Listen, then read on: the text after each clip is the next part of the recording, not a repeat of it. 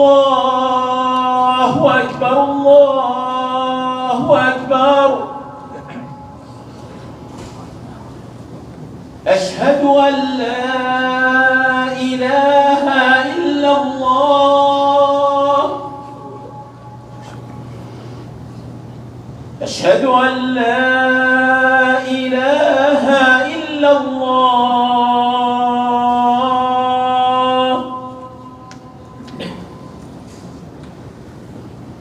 أشهد أن محمدًا رسول الله.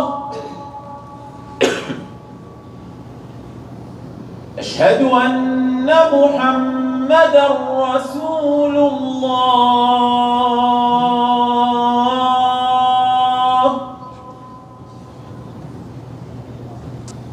حي على الصلاة.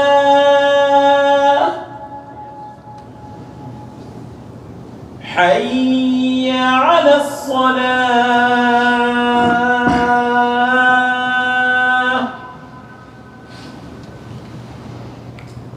حي على الفلاح.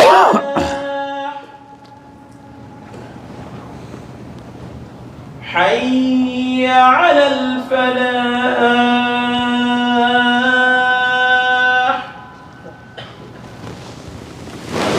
الله أكبر الله أكبر. لا إله إلا الله.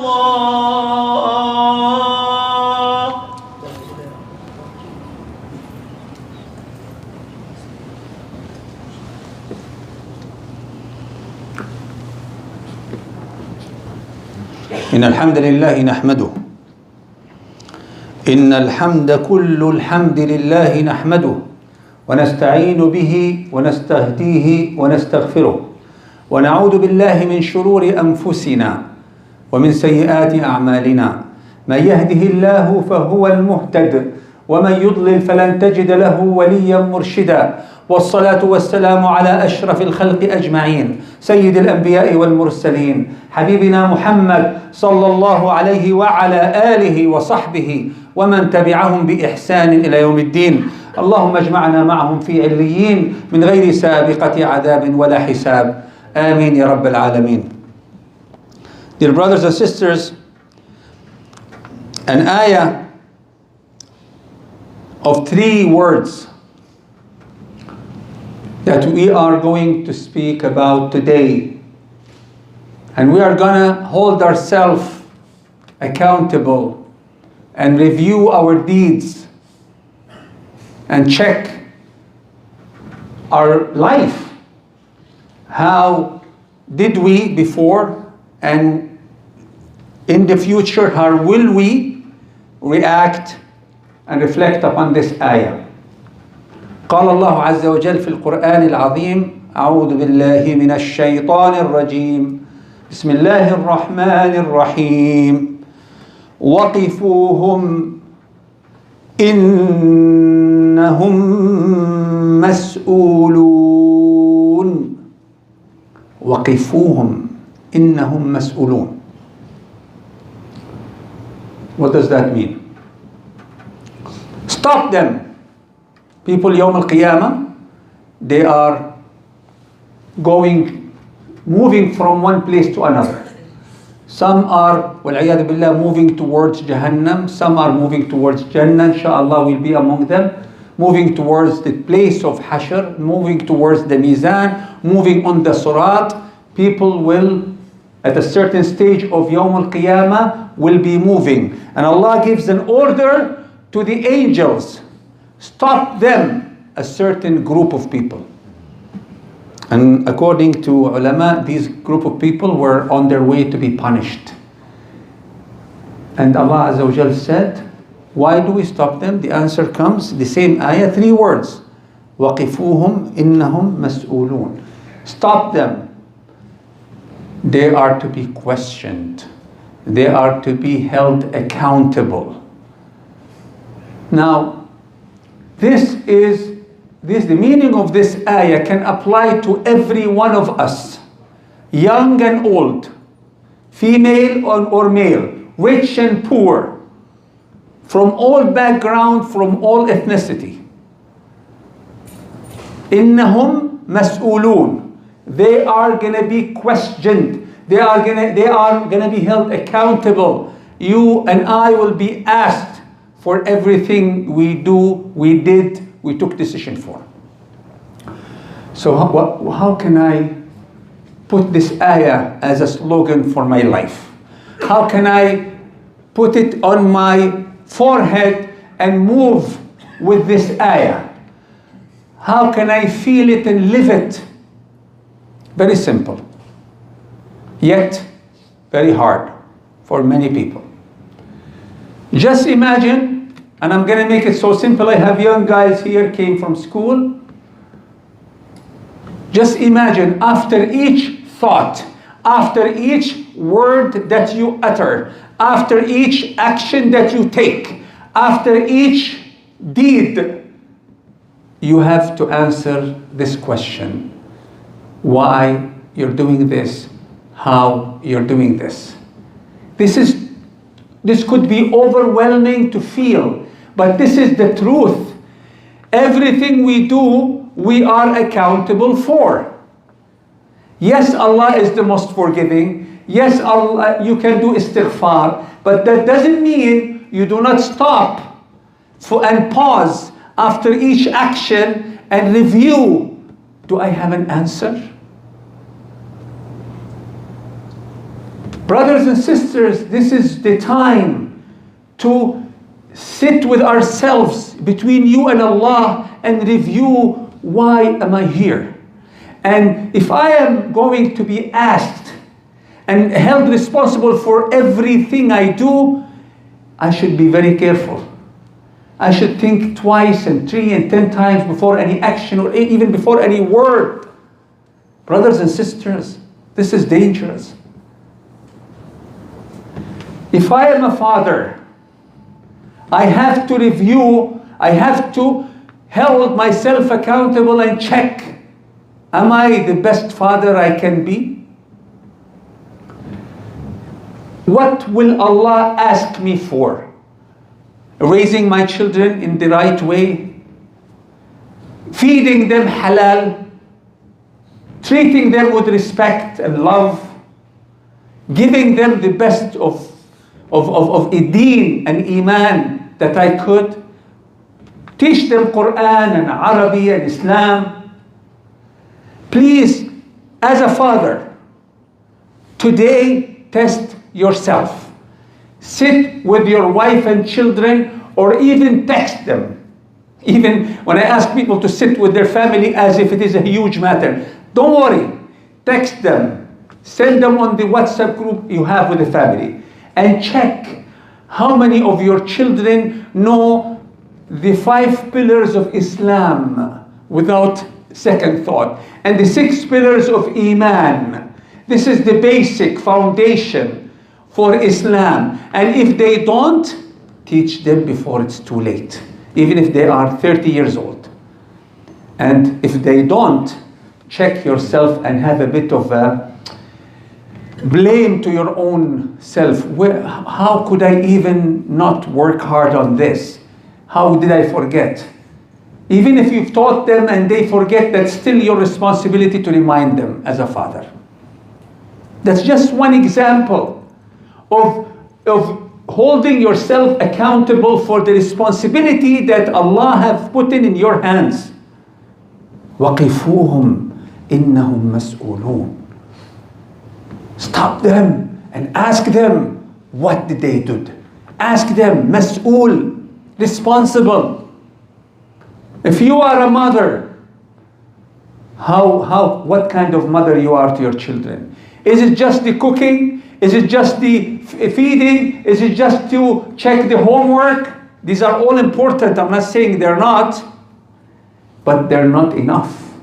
A mother, a producer of generations, successful generation. If I am a son, I have to ask myself, before Allah does, how am I treating my parents? With respect, Do I obey my father and mother? Or the time that I'm on my own, I do exactly the opposite? Do I hate them or love them? Do I hate the generation gap, or I work with my mom and dad to make that generation gap lesser and lesser and sit and understand one another? If I am a neighbor, Allah will ask me, am I good to my neighbor? Did I ever told him something about Islam? Or am I a neighbor that everybody hates? If I am a husband, if I am a wife, before I think of my rights, I have to think of my spouse's rights. I have to compete with my wife, who is going to be the one who does more ihsan, more giving, not the opposite. Oh, he is not good to me, why should I be good to him? Oh, she is not treating me well, I shouldn't be treating her well. I don't know what kind of family is that. What kind of family that they compete in doing evil to each other rather than they compete in doing good to each other. And someone comes and say, how I keep on doing good to her, but she doesn't deserve it. She doesn't treat me back with goodness. You know what? If you are good inside out, that's your manifestation. That's all what you can do, is just stay doing the good thing, whether she appreciated or not, whether he appreciated or not. Especially wives, they come and say, I do ihsan, I cook, I clean, I work, I educate, and not even the word thank you, not even the word jazakillahu khairan. I think I'm gonna stop doing this. We tell her, Allah tells her, no.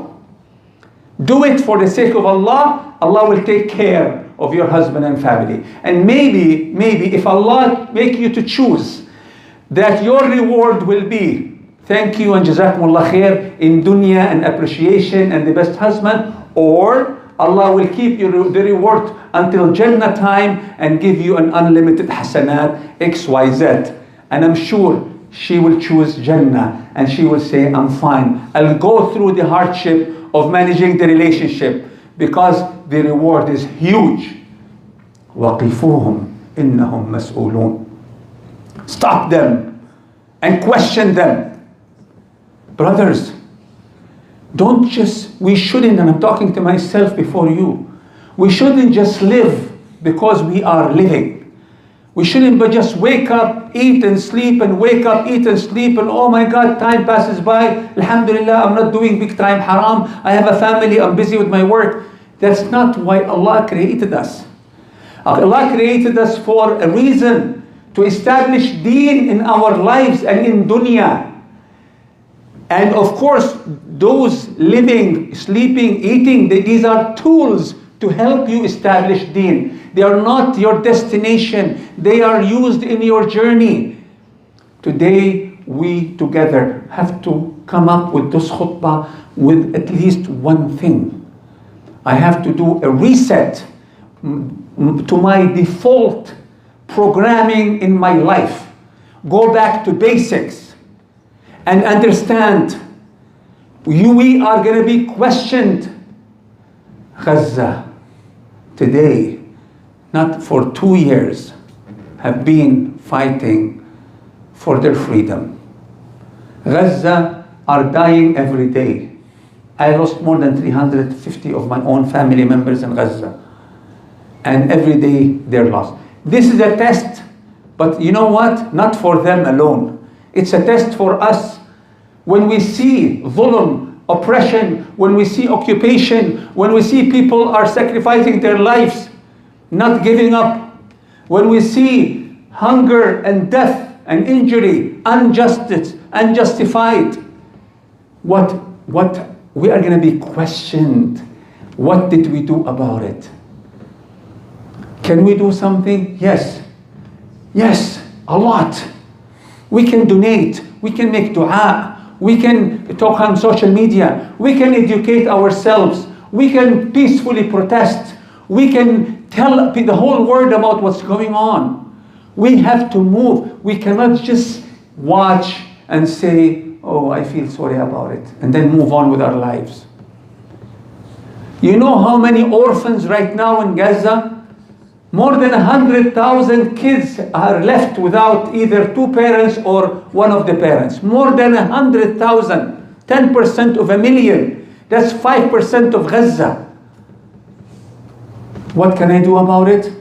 Many things. At least choose one of them and feel, I have a son there. If you have 2 kids, make them 3 and spend on the 3rd one. Does money reach there? Of course. If you have sincerity, Allah will lead you to the right organization. And yes, I personally work with fundraising, and I tell you, genuinely, most of the organization, if not all, that are out there, especially run by our brothers and sisters, Muslims, are genuine, and they are doing their best for these people, not only in Palestine, in Sudan, in Afghanistan, in Syria, wherever there is a need. And nowadays, although every day a new organization is formed, yet the need is very high. The need is even much more.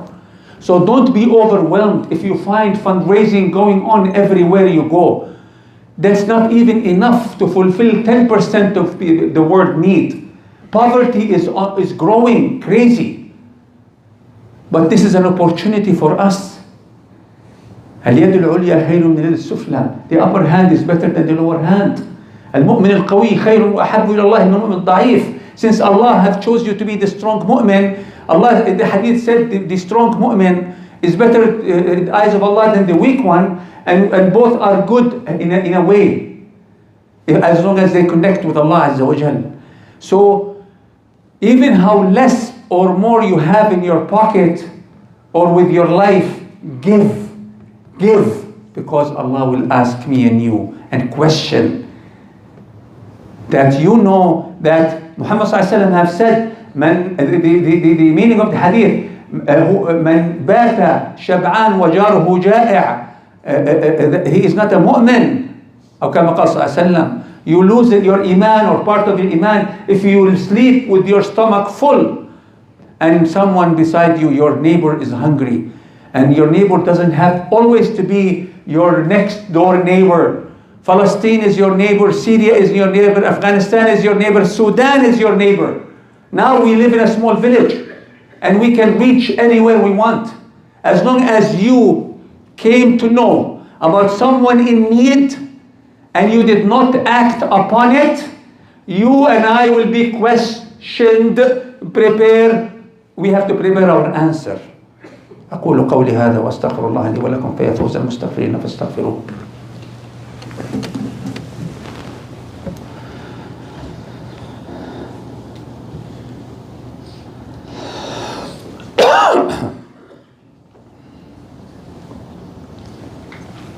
بسم الله والصلاة والسلام على رسول الله أما بعد. أعوذ بالله من الشيطان الرجيم. من عمل صالحا فلنفسه ومن أساء فعليها وما ربك بظلام للعبيد.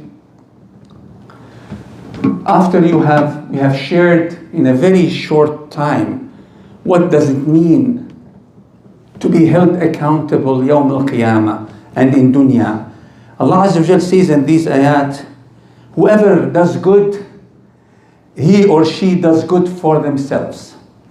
This is something also very important to actually control our intention. I hear some people come and tell me, and I know, I understand where they're coming from. They say, Alhamdulillah, I have helped people in Gaza. I've done good to that brother or that sister.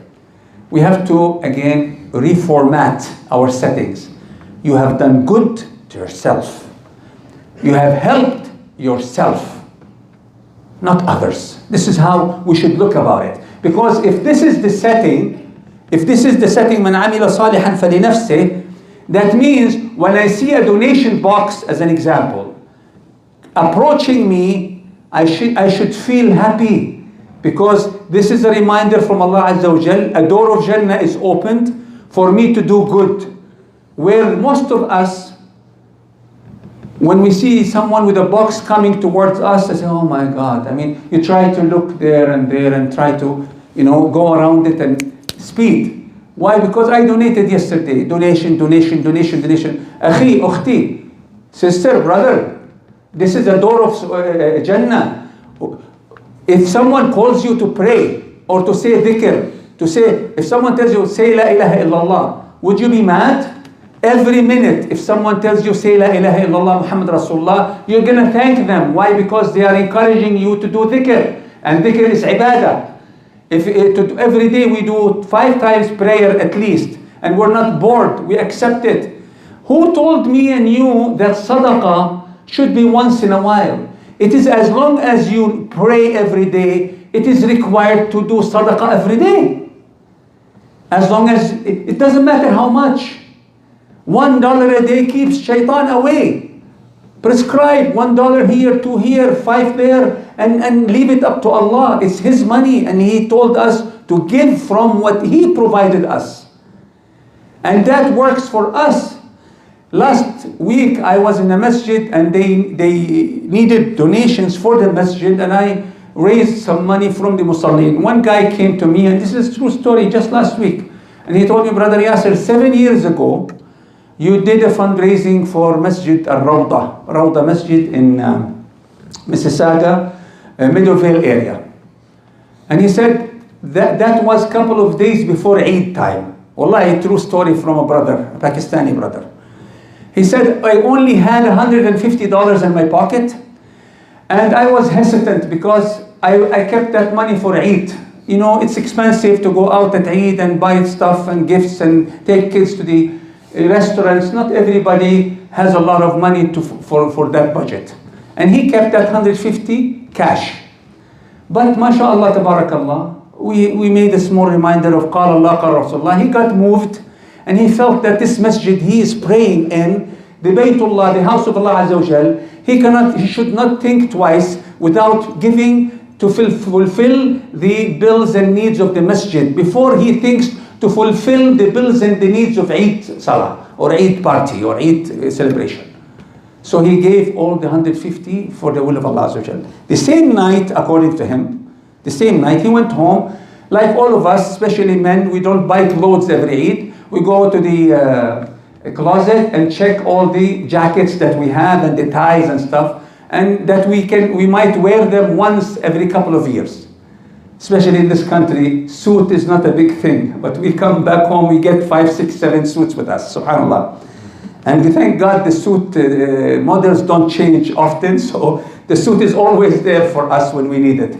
He went through his jackets, and then he found one, long time I didn't wear this, I like this color. He put it on, and then he checked his pocket, subhanAllah, $1,000 was there.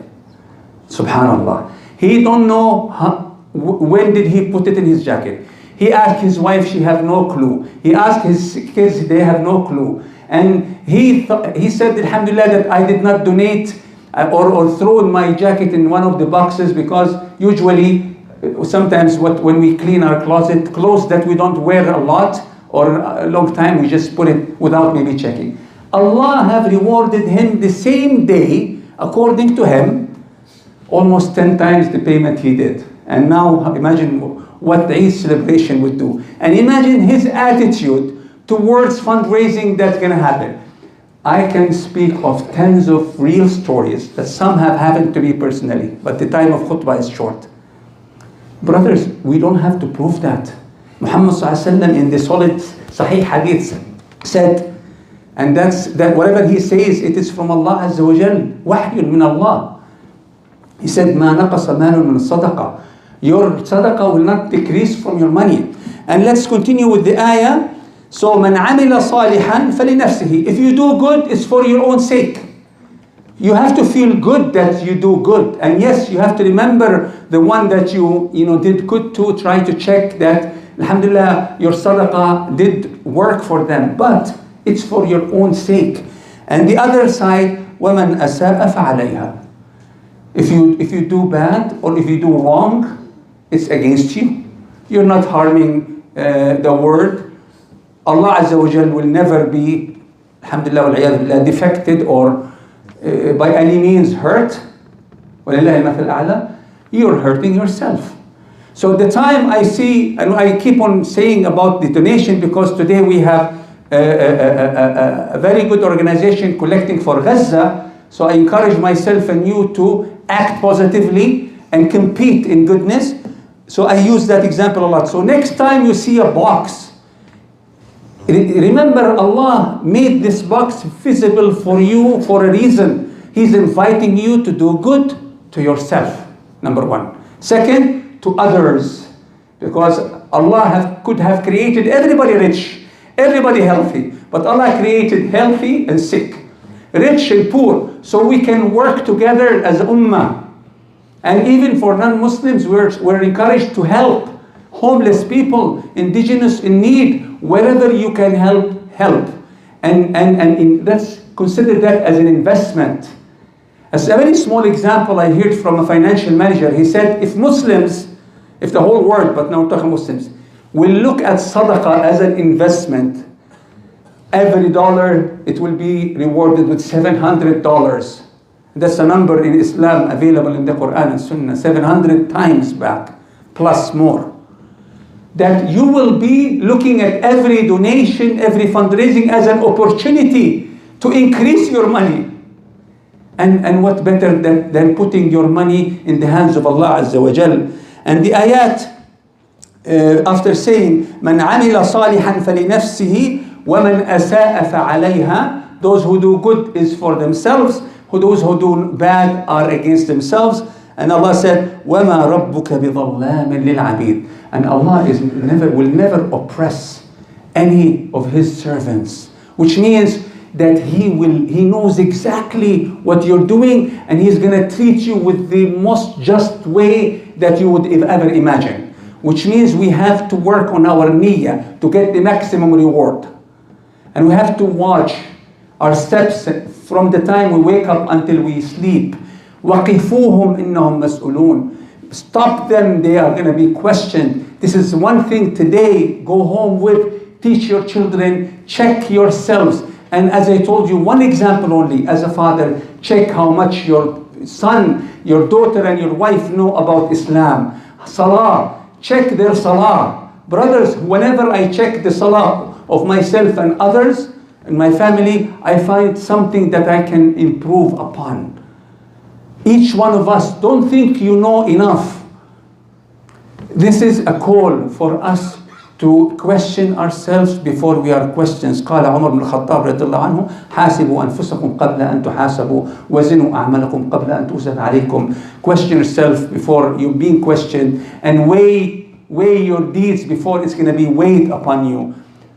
May Allah make us among those who will be watching their intention and deeds every single second of their life, and do good and choose to do good and know that they are doing good to themselves. Ameen. اللهم اغفر لنا وارحمنا. اللهم اغفر لنا وارحمنا. اللهم اغفر لنا وارحمنا. اللهم ارحمنا فوق الأرض وتحت الأرض ويوم العرض عليك. اللهم لا تجعل لنا في مقامنا هذا ذنبا إلا غفرته، ولا هما إلا فرجته، ولا حاجة من حوائج الدنيا والآخرة لك فيها رضا ولنا فيها قضاء إلا يسرتها برحمتك يا أرحم الراحمين. اللهم ارفع الغمة عن الأمة. اللهم ارفع الغمة عن الأمة. اللهم انصر الإسلام والمسلمين. اللهم انصر الإسلام والمسلمين يا رب العالمين. اللهم انصر من نصر الإسلام واجعلنا منهم. اللهم اخذل من خذل الإسلام والمسلمين ولا تجعلنا منهم. اللهم اغفر لنا تقصيرنا في حق فلسطين وأهلها، وحق السودان وأهلها، وحق سوريا وأهلها، وحق كل مؤمن بل كل إنسان مظلوم قصرنا في حقه. اللهم اغفر لنا يا رب العالمين.